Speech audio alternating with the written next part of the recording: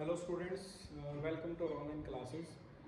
बेटा 11th physics में हमने सेकंड यूनिट काइनेमेटिक्स स्टार्ट की थी और जो लास्ट वीडियो था उस वीडियो में हमने काइनेमेटिक्स का इंट्रोडक्शन पढ़ा और लास्ट हमने पढ़ा था उस वीडियो में कि 1 डायमेंशन, 2 डायमेंशन और 3 डायमेंशन मोशन। आज हम स्टार्ट करेंगे 1 डायमेंशन मोशन यानी कि motion in a straight line. अगर कोई पॉइंट मास बॉडी अगर वन स्ट्रेट लाइन में मूव कर रही है तो हम उस मोशन को 1 डायमेंशनल मोशन बोल सकते हैं। या डेफिनेशन थी the type of motion in which 1 out of 3 coordinate is required to specifying the position of an object is known as 1 dimension motion. तो 1 डायमेंशन मोशन की बात करेंगे अगर कोई object along x axis move कर रहा है यानी कि ये उसका ओरिजिन है। ओरिजिन यानी कि जहाँ से मोशन स्टार्ट होता है। इसका मीनिंग ये नहीं है कि ओरिजिन पर बॉडी जो है वो रेस्ट में होगी, हो सकता है हम किसी भी पॉइंट को आगे ओरिजिन शिफ्ट कर सकते हैं। ये ओ है, ये है टाउन ए, ये टाउन बी और ये टाउन सी, ये 3 टाउन है। ये जो डिस्टेंस है ये है 20 किलोमीटर, ये डिस्टेंस होगा 40 किलोमीटर और ये डिस्टेंस है 70 किलोमीटर सी का। अब जहां आप ओरिजिन लेंगे उस पॉइंट को, उस समय को आप 0 लेंगे, t इक्वल टू 0। ये समय होगा t1 यानी कि 45 मिनट।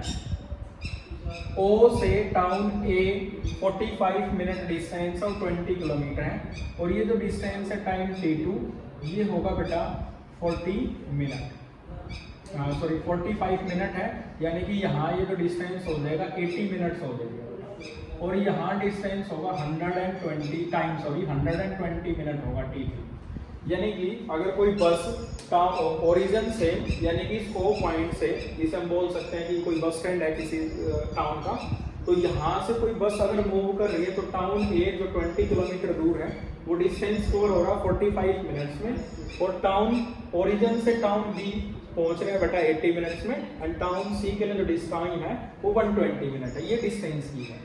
तो इस पॉइंट को हम ओरिजिन कहेंगे, जो हमारा फ्रेम ऑफ रेफरेंस है उसके लिए जो पॉइंट है इसे हम ओरिजिन कहेंगे। ओरिजिन का जो समय लिया जाएगा वो t इक्वल टू 0 होगा और x यानी कि जो डिस्प्लेसमेंट है, डिस्टेंस जो है वो क्या है बेटा, वो टाइम का फंक्शन है। Distance is a function of time. Time जो भी आपको कन्वीनियंट यूनिट लगे, चाहे सेकंड हो, मिनट हो, आवर हो, डे हो, वीक हो या ईयर भी हो, कोई भी कन्वीनियंट यूनिट हम यूज कर सकते हैं टाइम के लिए। और टाइम ओरिजिन से पहले जो टाइम होगा, अगर हम ओरिजिन से इधर चल रहे हैं तो वो नेगेटिव लिया जाएगा और टाइम ओरिजिन के बाद यानी कि राइट साइड में अगर चल रहे हैं तो हम उसको पॉजिटिव लेंगे। वैसे आपकी इंफॉर्मेशन के लिए मैं बता दूं बेटा कि time is a scalar quantity. Time एक स्केलर क्वांटिटी है, बट अगर आप उसे वेक्टर ट्रीट करते हैं तो टाइम यानी कि पास्ट जो होगा उसको हम नेगेटिव लेंगे, प्रेजेंट को हम ओरिजिन लेंगे और फ्यूचर को हम लेंगे पॉजिटिव। ठीक है, तो टाइम जो है वो फिक्स नहीं है, वेरिंग है, मूव करेगा, लेकिन आप किसी भी पॉइंट को ओरिजिन ले सकते हैं। अगर आप बस यहाँ से चल रही है तो आप इस टाइम को, अब ओरिजिन यहाँ शिफ्ट हो सकता है बेटा कि कोई पर्सन है वो बस स्टॉप जो एक टाउन है वहां से चल रहा है तो वो अपने टाइम को यहाँ से ओरिजिन लेके चलेगा और कोई बी टाउन से उस बस में बैठा है बेटा तो वो बी इस टाइम को 0 लेके चलेगा।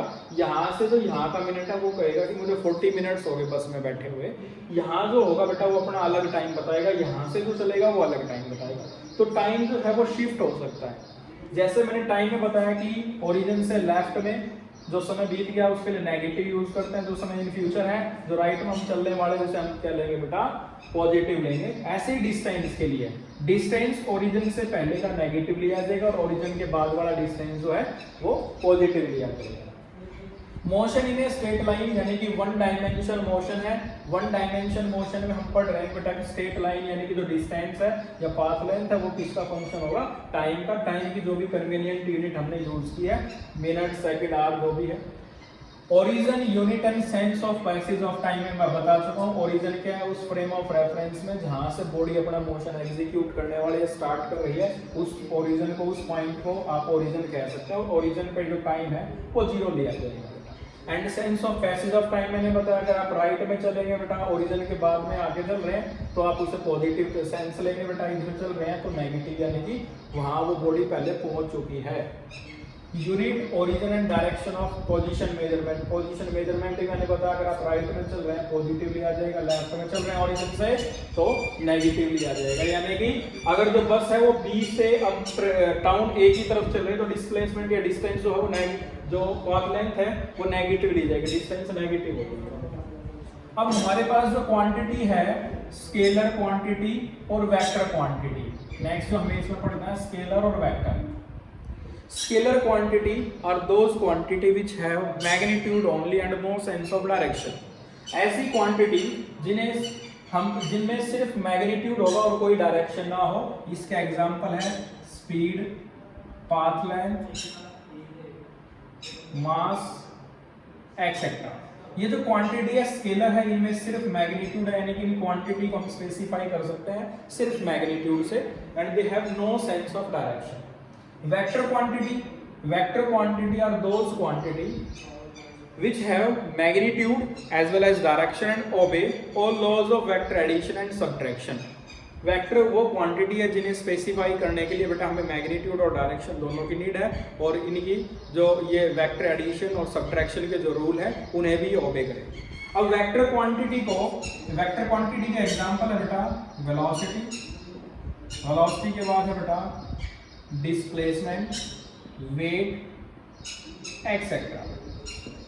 ये क्वांटिटी वेक्टर, और वेक्टर क्वांटिटी को ऐसे जो अपने पास बोल्ड लेटर है उसके ऊपर हम एरो हेड से रिप्रेजेंट करते हैं, ये वेक्टर की रिप्रेजेंटेशन है। स्केलर क्वांटिटी को हम सिंपली स्केलर यानी कि जो नंबर है जो अपने पास जो सिंबल है उसी से रिप्रेजेंट करते हैं, इसमें कोई एरो हेड यूज नहीं करते।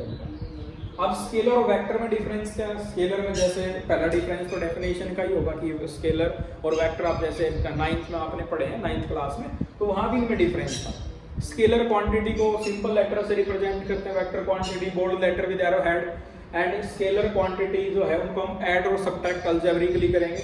बट वेक्टर क्वांटिटी को ऐड और सब्ट्रैक्ट जब किया जाता है by using method of algebra ऐसे किया जाता है। ठीक है, तो ऐसे कुछ डिफरेंस है स्केलर क्वांटिटी में और वेक्टर क्वांटिटी में जो आगे हम पढ़ेंगे।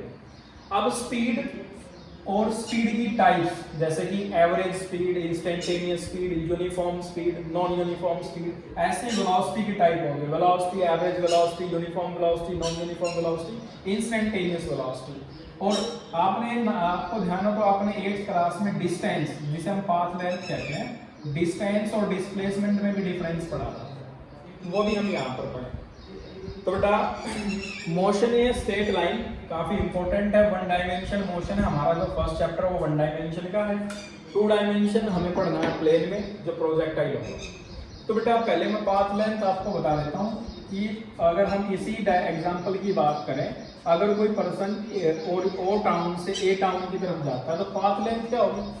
पाथ लेंथ का मीनिंग है डिस्टेंस, द टोटल डिस्टेंस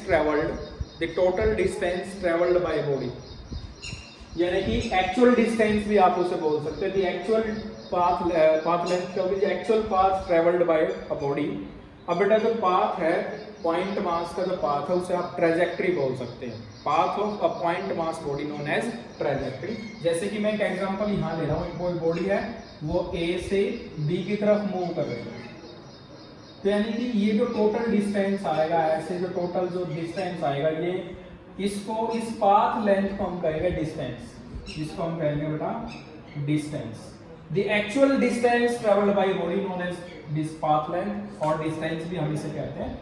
अब डिस्टेंस एक्चुअल पाथ होगा। अब डिस्प्लेसमेंट क्या होगी? Displacement is the difference path of initial point and final point. ये जो डिस्टेंस होगा यहाँ से यहाँ तक का जो गैप होगा, इस गैप को हम कहेंगे डिस्प्लेसमेंट, और ये है बेटा डिस्टेंस।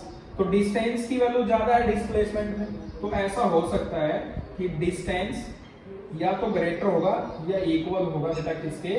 डिस्प्लेसमेंट के। और एक चीज आपको याद रखनी है डिस्टेंस में कि जो डिस्टेंस है ये ऑलवेज पॉजिटिव होगा, या इसकी वैल्यू क्या हो सकती है? 0 हो सकती है।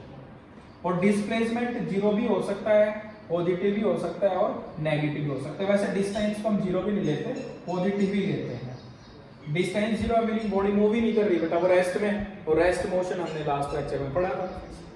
अब हम सर्कुलर मोशन की एग्जांपल लेंगे बेटा। ये हमारे पास कोई बॉडी है, वो सर्कुलर मोशन में और उसका जो रेडियस है वो r है। यहाँ मैं पॉइंट लिख रहा हूँ, ये पॉइंट A, B, C और ये D, ये 4 पॉइंट है हमारे पास।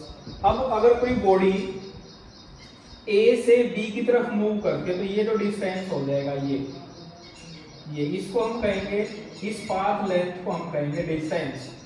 और A से B का जो शॉर्टेस्ट डिस्टेंस है इनिशियल और फाइनल डिस्टेंस का बीच का, इसको हम डिस्प्लेसमेंट कहेंगे। तो डिस्प्लेसमेंट क्या होगा बेटा, पहले तो डिस्टेंस की बात करेंगे। डिस्टेंस, ये पूरी जो सरकमफ्रेंस होती है ये होती है 2 पाई r। तो डिस्टेंस यानी कि A टू B का जो डिस्टेंस होगा वो 2 पाई r डिवाइडेड बाई 4 होगा, क्योंकि 2 पाई r के कितने पार्ट कर दिए बेटा हमने, 4, 1 2 3 और 4। 2 पाई r डिवाइडेड बाई 4, तो आंसर होगा पाई r डिवाइडेड बाई 2। ये डिस्टेंस है, इसकी कोई डायरेक्शन नहीं है, यूनिट मीटर सेंटीमीटर जो भी आप ले रहे हैं। अब अगर डिस्प्लेसमेंट की बात की जाए, डिस्प्लेसमेंट अगर बॉडी A से B तक मूव करे तो डिस्प्लेसमेंट क्या होगा बेटा। Now displacement is represented by AB vector. तो AB वेक्टर की डिस्प्लेसमेंट कैसे निकालेंगे, तो बेटा AB वेक्टर का जो मैग्नीट्यूड है, पहले मैग्नीट्यूड भी निकालते हैं बेटा।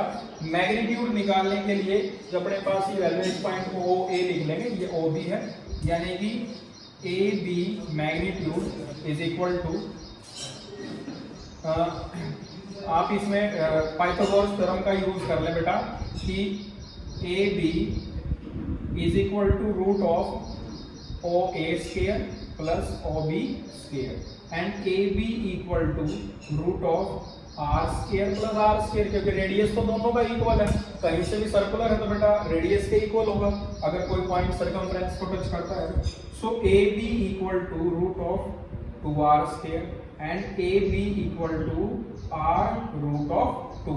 तो ये जो डिस्प्लेसमेंट होगी that is R root of 2, ये डिस्प्लेसमेंट आ जाएगी बेटा हमारी।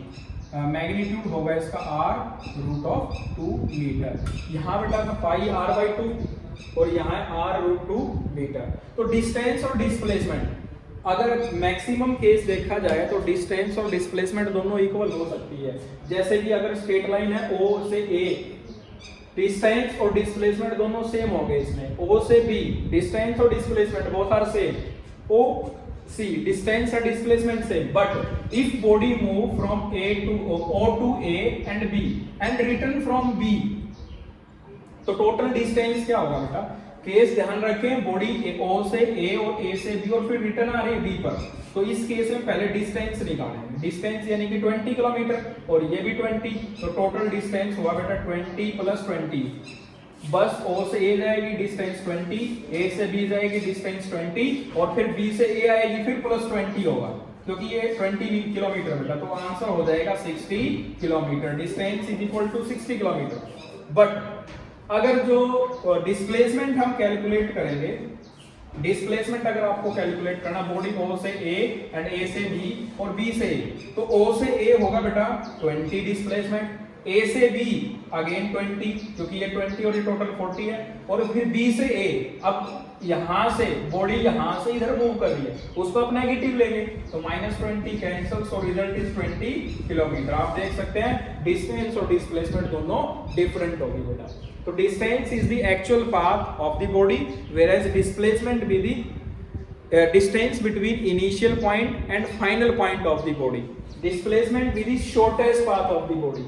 और मैंने जैसे कि आपको बताया था कि पाथ लेंथ या डिस्टेंस, यहाँ लिखा था बेटा कि distance is greater than equal to displacement, ठीक है। Same for speed and velocity. Speed क्या होगा बेटा, स्पीड होगा total distance travelled by total time taken, total distance travelled by total time taken. इसे आप लिख सकते हैं स्पीड को, speed is a scalar quantity, speed is equal to distance यानी कि path length over time taken, path length over time taken. जैसे कि स्पीड निकाल रहे हैं O से A जो डिस्टेंस है वो है 20 किलोमीटर और जो टाइम लगा है बेटा वो 45 मिनट लगा है, तो ये जो वैल्यू आएगी ये किलोमीटर पर मिनट आएगी, ये हमारी स्पीड है। और स्पीड की कोई डायरेक्शन नहीं है। फिर वेलोसिटी अगर कैलकुलेट करें तो velocity equal to displacement over time. तो डिस्प्लेसमेंट भी 20 किलोमीटर है ए से बी और टाइम भी 45 मिनट है, तो स्पीड और वेलोसिटी सेम हो सकती है। But if we use this case again, यानी कि बॉडी ओ से ए और ए से बी और रिटर्न फ्रॉम बी टू ए, तो अब स्पीड कैलकुलेट करें बेटा। तो स्पीड यानी कि total distance 20 plus 20 and plus 20, total is 60 kilometre and time होगा बेटा, जो भी टाइम लगा, जैसे यहाँ तक है 80 मिनट्स और रिटर्न में जो हमें टाइम लगा let it be t1 time, so speed is 60 kilometre per time and velocity in this case, velocity equal to total displacement 20 plus 20 40 and minus 20, answer is 20 kilometre and time क्या होगा बेटा, same होगा। तो आप देख सकते हैं स्पीड और वेलोसिटी अलग अलग होगी, जैसे डिस्टेंस और डिस्प्लेसमेंट में रिलेशन है वैसे ही सेम रिलेशन स्पीड और वेलोसिटी में होगा। डिस्टेंस आपको ध्यान रखना है, डिस्टेंस और speed scalar quantity, velocity and displacement vector quantity. तो बेटा यहाँ तक ये जो था ये बेसिक नॉलेज थी जो हम पहले ही क्लासेस में पढ़ चुके हैं। डिस्टेंस और डिस्प्लेसमेंट में डिफरेंस, स्पीड और वेलोसिटी में डिफरेंस है, स्केलर और वेक्टर में हमने डिफरेंस पढ़ा। नेक्स्ट जो क्लास होगी बेटा उसमें हम पढ़ेंगे स्पीड और स्पीड की types, like instantaneous speed, average speed और uniform speed, non uniform speed, as well as type of velocity, uniform velocity, instantaneous velocity, average velocity and variable velocity. तो ये हम पढ़ेंगे बेटा नेक्स्ट लेक्चर में। आज के लिए इतना ही, मिलते हैं बेटा नेक्स्ट लेक्चर में। Thanks for watching the video.